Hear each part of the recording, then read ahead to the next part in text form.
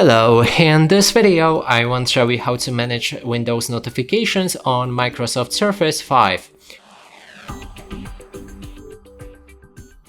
To do this, first you will need to click on the Start icon, navigate to the settings and then select System.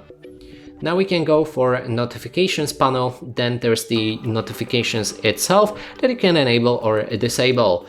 You can also click on the arrow next to it to allow notifications to play sounds, show notifications on the lock screen, and show reminders and incoming VoIP calls on the lock screen as well.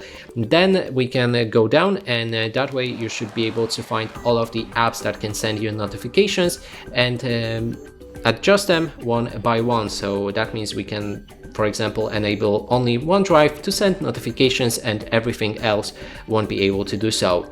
And that's it for this video. Hope you like it. Please consider subscribing to our channel, leave a like and a comment below.